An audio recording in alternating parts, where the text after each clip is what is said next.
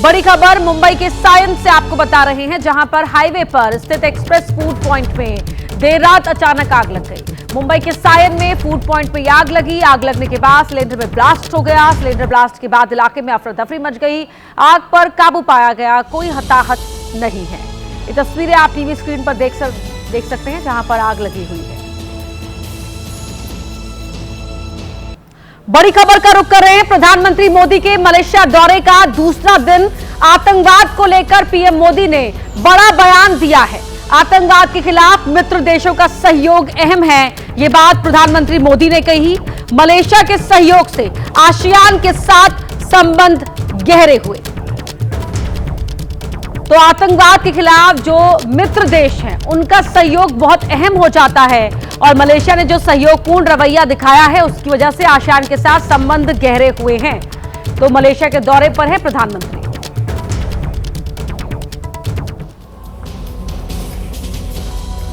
बात करते हैं हरियाणा के फरीदाबाद की, जहां इन दिनों सूरजकुंड मेला चल रहा है और इसी मेले में शनिवार को बड़ा हादसा हो गया। एक झूला अचानक से टूट गया, जो आप इस वीडियो में भी देख सकते हैं। झूले में 26 लोग सवार थे और चलते चलते ये झूला टूट गया। ये तस्वीरें देखिए, 6 तस्वीरें आपके टीवी स्क्रीन पर।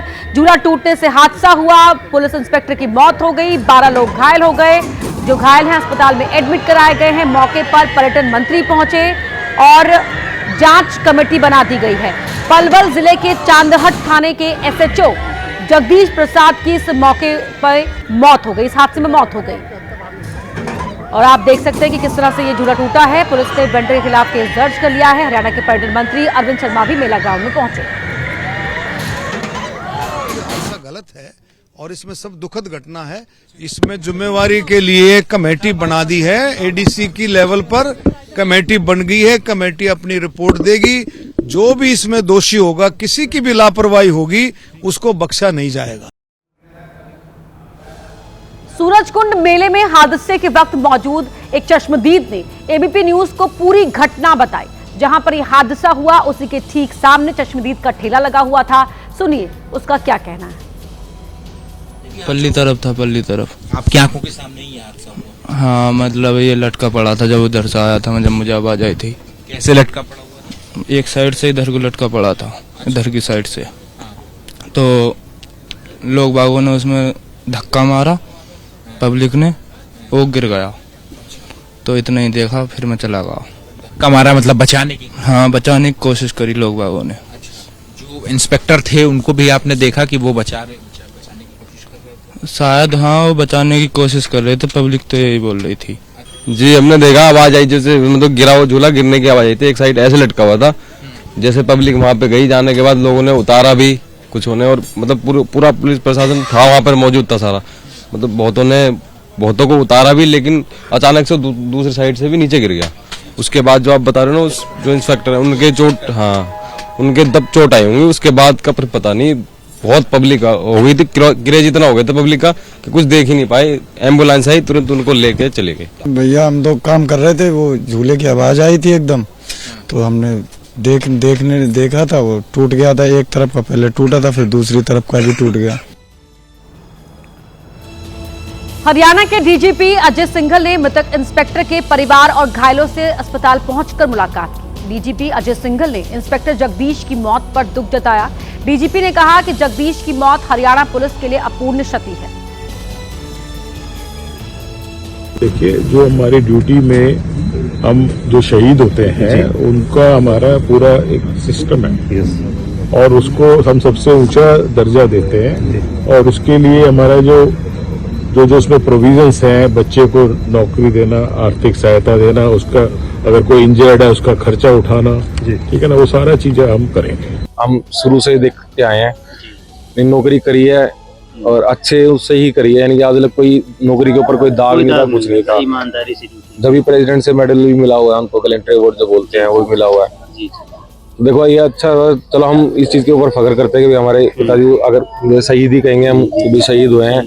जिस हिसाब कह रहे हैं कि हम साथ में हैं, जो भी हमारी यानी कि आगे यानी कि जितनी भी कोशिश होगी मदद की, और वो और जो गवर्नमेंट जितनी कोशिश होगी उनके तहत हम आपके साथ में हैं। न्याप सिंह सैनी जी की सरकार से हम तो यही वो करेंगे कि उन्होंने इतना यानी कि सबके लिए करा है, तो जो शहीद हुए हैं उनके लिए तो करना ही चाहिए उनको कुछ ना कुछ। राजस्थान के कोटा में एक दर्दनाक हादसा हो गया। यहां एक निर्माणाधीन बिल्डिंग ढह गई जिसमें 20 लोग दब गए और 2 की मौत हो गई, तो वहीं 7 लोगों की हालत गंभीर बताई जा रही है। ये हादसा रात के 9 बजे के करीब हुआ जब कोटा के तलवंडी इलाके में मौजूद निर्माणाधीन बिल्डिंग भर कर गिर गई। बिल्डिंग के अंदर एक रेस्टोरेंट था जिसमें लोग खाना खा रहे थे। ये सभी लोग मलबे में दब गए जिससे पूरे इलाके में अफरा तफरी मच गई। ऐसा लगा जैसे मानो कोई भूकंप आ गया। बताया जा रहा है कि बिल्डिंग में नीचे रेस्टोरेंट था और ऊपर बिल्डिंग निर्माण का काम चल रहा था, तभी ये हादसा हो गया। वहीं मौके पर मौजूद लोगों ने मलबे में दबे लोगों को निकाला।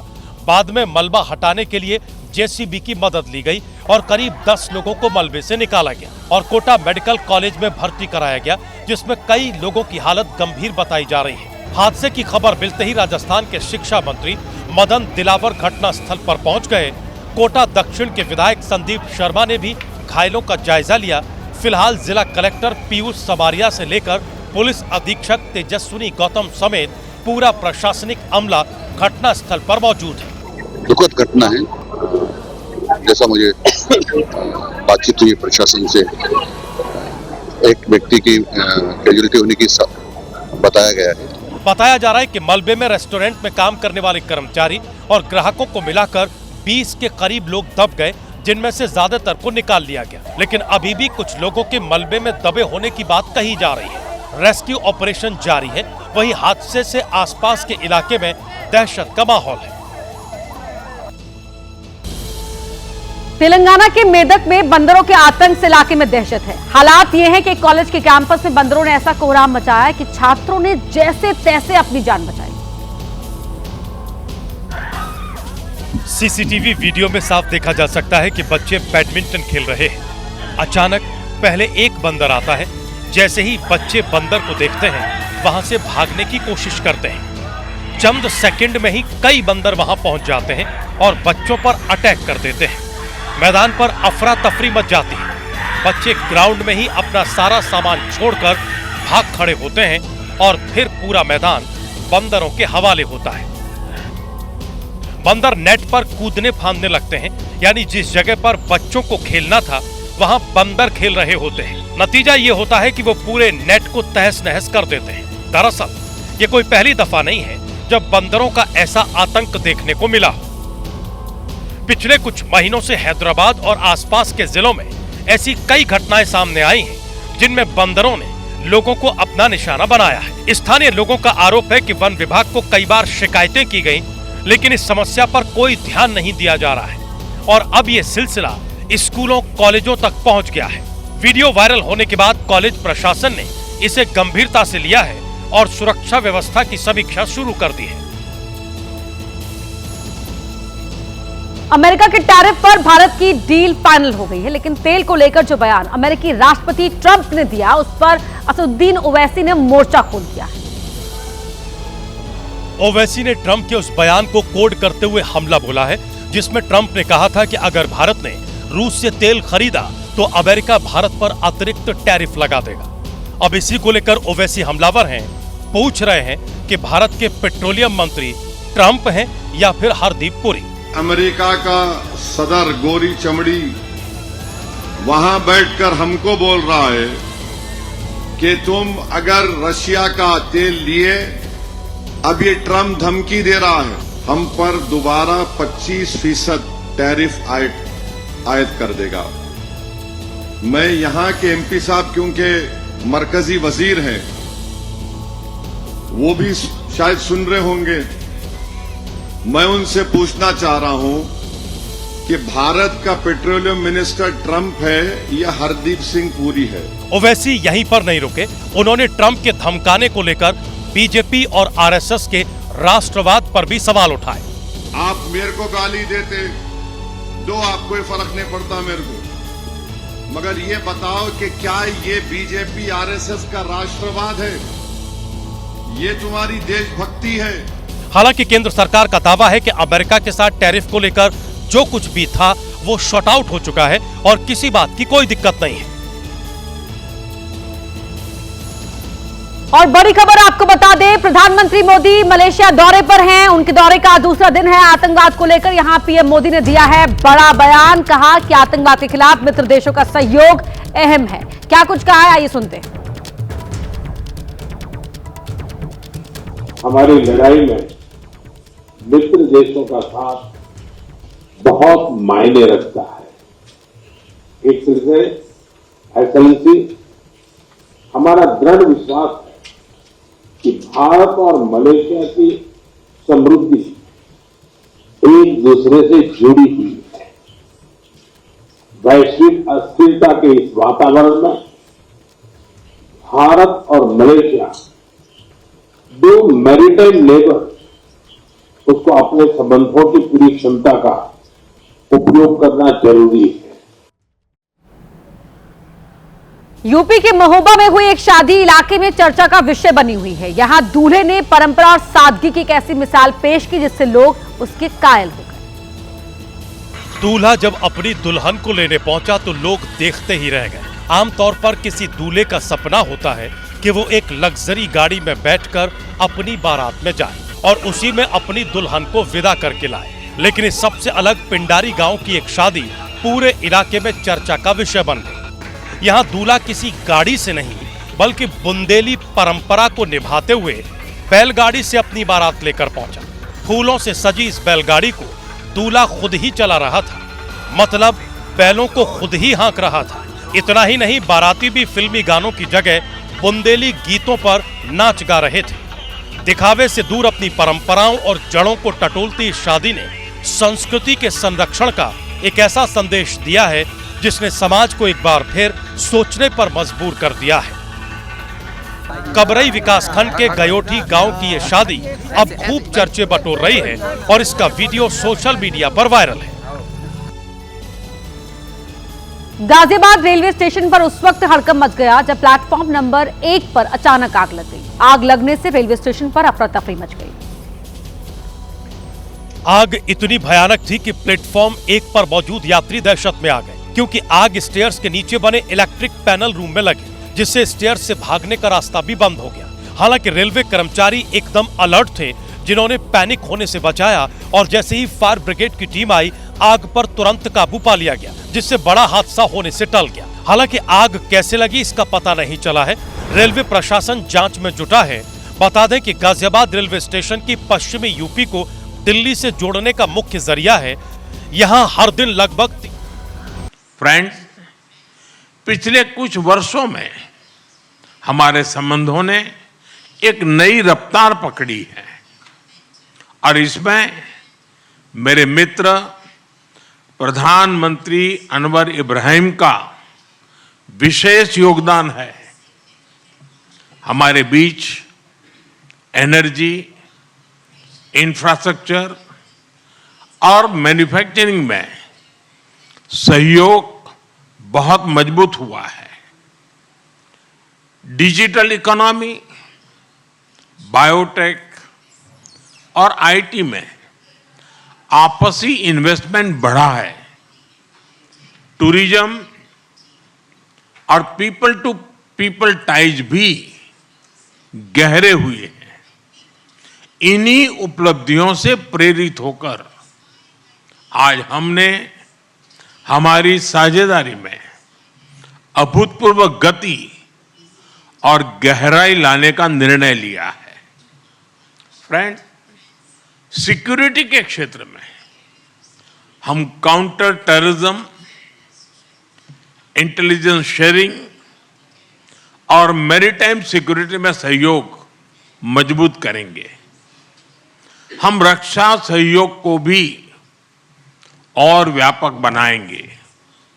एआई और डिजिटल टेक्नोलॉजीज के साथ साथ हम सेमीकंडक्टर, हेल्थ और फूड सिक्योरिटी में साझेदारी को आगे बढ़ाएंगे। आज आयोजित सीईओ फोरम ने ट्रेड और इन्वेस्टमेंट के नए अवसर खोले हैं। हम स्ट्रेटेजिक ट्रस्ट से इकोनॉमिक ट्रांसफॉर्मेशन का रास्ता बनाएंगे। फ्रेंड्स, कल मुझे मलेशिया के भारतीय प्रवासियों से मिलने का मौका मिला। अपनी उपस्थिति से मेरे मित्र प्राइम मिनिस्टर अनवर इब्राहिम ने भी इस सम्मेलन का गौरव बढ़ाया। 30 लाख प्रवासियों का यह लिविंग ब्रिज हमारी बहुत बड़ी शक्ति है। उनके वेलफेयर के लिए उठाए गए कदम हमारे रिश्तों को मानवीय आधार देते हैं। मलेशिया में भारत के वर्कर्स के संरक्षण के लिए सोशल सिक्योरिटी एग्रीमेंट, टूरिज्म के लिए ग्रेटिस ई वीजा और डिजिटल इंटरफेस यूपीआई का मलेशिया में लागू होना, ये सभी कदम दोनों देशों के नागरिकों के जीवन को सरल बनाएंगे। क्योंकि कोई भी पार्टनरशिप तभी ताकत से सफल होती है जब लाभ सीधे लोगों तक पहुंचे। फ्रेंड्स, भारत और मलेशिया को तमिल भाषा के प्रति साझा प्रेम भी जोड़ता है।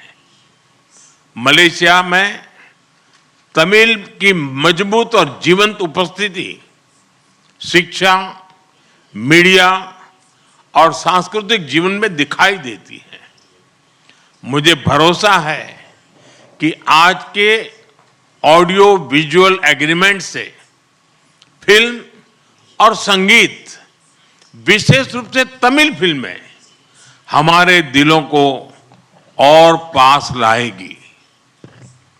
हम अपने युवाओं के बीच यूनिवर्सिटी एक्सचेंज, स्टार्टअप कनेक्ट और स्किल डेवलपमेंट के अवसर भी बढ़ा रहे हैं। हमारे बढ़ते संबंधों को सपोर्ट करने के लिए हम मलेशिया में नया कॉन्सुलेट भी खोलने जा रहे हैं। फ्रेंड्स, इंडो पैसिफिक क्षेत्र के विश्व की ग्रोथ इंजन के रूप में ये उभर रहा है। हम आसियान के साथ पूरे इंडो पैसिफिक क्षेत्र में विकास, शांति और स्थिरता के लिए प्रतिबद्ध है। भारत आसियान सेंट्रलिटी को प्राथमिकता देता है। मलेशिया की सफल आसियान अध्यक्षता के लिए मैं एक बार फिर आपको बहुत बहुत बधाई देता हूं। मलेशिया जैसे मित्र देशों के सहयोग से भारत आसियान के साथ अपने संबंधों को व्यापक बनाएगा। हम इस बात पर सहमत हैं कि आसियान भारत व्यापार समझौते आईटीका की समीक्षा शीघ्र ही पूरी हो जानी चाहिए। फ्रेंड्स, आज हमने क्षेत्रीय और वैश्विक मुद्दों पर भी सार्थक चर्चा की। वैश्विक अस्थिरता के इस माहौल में भारत और मलेशिया की बढ़ती मित्रता दोनों देशों के लिए अत्यंत महत्वपूर्ण है। हमारा साझा मत है कि आज के चैलेंजेस का समाधान करने के लिए ग्लोबल इंस्टीट्यूशंस का रिफॉर्म बहुत जरूरी है।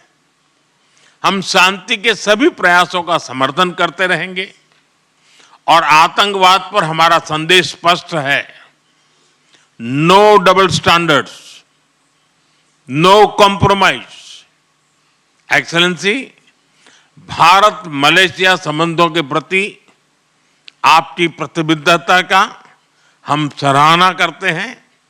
आइए हम साथ मिलकर प्रॉस्परस मलेशिया का आपका सपना और विकसित भारत के हमारे संकल्प को साकार करें।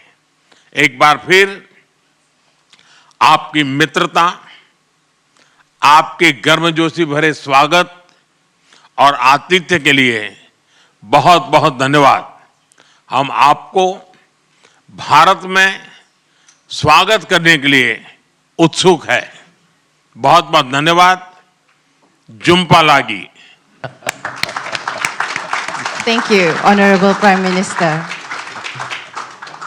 इसी को आप सुन रहे थे जो मलेशिया के दौरे पर हैं और आतंकवाद को लेकर अपना संदेश साफ और सधे हुए शब्दों में यहां प्रधानमंत्री मोदी ने दिया कि सख्त संदेश है उन तमाम देशों के लिए जो आतंकवाद को अपने देश में पनाह देते हैं, दूसरे देशों की स्थिरता को डिस्टर्ब करने के लिए, और कितना जरूरी हो जाता है आतंकवाद पर लगाम लगाने के लिए पड़ोसी देशों का साथ आना, मित्र देशों का साथ आना। उन संबंधों का जिक्र भी यहां पर किया कि किस तरह से भारत और मलेशिया के संबंध सदियों से हैं और ये रिश्ते गहरे रिश्ते हैं और अब वर्तमान समय में नई ऊंचाई पर दोनों ही राष्ट्र अपने पारस्परिक संबंधों को ले जा रहा है और किस तरह से रणनीति पर काम किया जा रहा है ताकि संबंध और मजबूत हो और गहरे हो, उनका भी जिक्र यहां प्रधानमंत्री नरेंद्र मोदी ने किया। बड़ी बातें पीएम मोदी ने जो कही अपने संबोधन में वो आप टीवी स्क्रीन पर देख रहे हैं।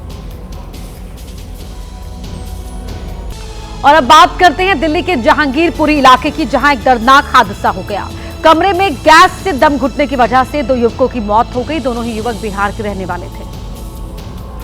जहांगीरपुरी इलाके के इसी मकान में रहते थे मुसाफिक आलम और रुखसद आलम, जो किराए के मकान में रहकर मोमोज बनाने और बेचने का काम करते थे। दोनों गैस हीटर का इस्तेमाल मोमोज बनाने के लिए करते थे। रात को हीटर चालू छोड़ दिया गया और कमरा अंदर से बंद कर वो सो गए। सुबह जब मुसाफिक के भाई ने लगातार फोन किया और कोई जवाब नहीं आया तो वो मौके पर पहुंचा। कमरे के बाहर धुआं निकलता देखा तो उसके होश उड़ गए। दरवाजा अंदर से बंद था जिसे धक्का देकर खोला गया। अंदर का नजारा बेहद भयावह था। कमरे में चारों तरफ धुआं भरा हुआ था और दोनों युवक बिस्तर पर अचेत पड़े थे। मौके पर पहुंची पुलिस ने जांच की तो पता चला कि दोनों की मौत हो चुकी है। पुलिस की क्राइम और एफएसएल की टीम ने भी मौके पर पहुंचकर जांच की। जांच के दौरान किसी भी तरह के आपराधिक साजिश के संकेत नहीं मिले। पुलिस के मुताबिक बंद कमरे में गैस के जहरीले धुएं की वजह से दोनों की मौत हुई है। पुलिस ने दोनों शवों को कब्जे में लेकर पोस्टमार्टम के लिए अस्पताल भिजवा दिया है। वहीं यूपी के हापुड़ में बेहद सनसनीखेज वारदात सामने आई है। वहां बीमार पत्नी की पति ने ही हत्या करा दी। पति और हत्या में शामिल 2 आरोपियों को पुलिस ने गिरफ्तार कर लिया है। हत्याकांड को अंजाम देने के लिए आरोपी राहुल शर्मा ने अपनी फैक्ट्री में काम करने वाले 2 मजदूरों शेर अली और फिरोज को लालच देकर तैयार किया था। उसने दोनों का 60,000 रुपए का पुराना कर्ज माफ करने और अलग से कुछ पैसे देने का सौदा किया था। वारदात की रात राहुल ने चालाकी दिखाते हुए एक शादी समारोह में शिरकत की और वहां अपनी फोटो खिंचवाई ताकि वो अपनी मौजूदगी का पुख्ता सबूत पेश कर पाए। उसकी गैर मौजूदगी में उसके दोनों सहयोगियों ने घर में घुसकर रीता शर्मा की चाकू से कूदकर हत्या कर दी और घटना को लूट का रूप देने के लिए घर से जेवर और नकदी भी समेट दी। घटना स्थल पर फोर्स्ड एंट्री के निशान न मिलने पर पुलिस का शक गहरा गया। घटनास्थल निरीक्षण के दौरान काफी जो राहुल शर्मा की स्टोरी थी उस पर काफी संदेह जनित हो रहा था। घटनास्थल को देख करके प्रतीत हो रहा था कि किसी प्रकार की लूटपाट नहीं हुई है। कड़ाई से पूछताछ और सबूतों के आधार पर पुलिस ने राहुल, शेर अली और फिरोज को गिरफ्तार कर लिया। जांच में पता चला कि राहुल की पत्नी कैंसर से पीड़ित थी। इलाज के खर्च बढ़ने से घर में झगड़े होने लगे। इसी के चलते उसने पत्नी को रास्ते से हटाने के लिए ये खौफनाक साजिश रच डाली। आंध्र प्रदेश के पोलवरम जिले के आदिवासी बॉयज आश्रम में खराब खाना खाने से 70 बच्चों की तबीयत खराब हो गई। छात्रों को पेट दर्द, उल्टी और कमजोरी की शिकायत हुई तो आश्रम में हड़कंप मच गया। आनन फानन में छात्रों को उपचार के लिए राम पचोड़ा वराण एरिया अस्पताल ले जाया गया, लेकिन वहां बीमार छात्रों के साथ जो अनदेखी हुई उसने स्वास्थ्य व्यवस्था पर ही सवाल खड़े कर दिए। बीमार छात्रों को स्ट्रेचर तक नहीं मिली। हद तो तब हो गई जब अस्पताल में छात्रों को बेड तक नहीं मिल पाया। एक एक बेड पर 5-5, 6-6 बच्चों को लिटा दिया गया। हालांकि इस अनदेखी के बावजूद अस्पताल प्रशासन दावा करता दिखा कि सभी बीमार छात्रों को सर्वोत्तम संभव इलाज दिया जा रहा है। घटना की जानकारी मिलते ही राम पचोड़ावरम ITDA परियोजना अधिकारी वी स्मरणा राज और स्थानीय विधायक मिरियाला सिरिशा देवी अस्पताल पहुंची, लेकिन किसी ने इस बात पर ध्यान नहीं दिया कि एक बेड पर इतने बच्चों को क्यों लिटाया गया है। कई बच्चे ICU में भर्ती हैं। वहीं सवाल आश्रम में दिए गए खाने को लेकर भी है, जिसके नमूने जांच के लिए भेजे गए हैं, लेकिन बताया जा रहा है कि खाना इतना घटिया क्वालिटी का था कि छात्रों ने खाने से मना कर दिया, लेकिन जबरन उन्हें खाने के लिए मजबूर किया गया, जिससे उनकी तबीयत बिगड़ गई।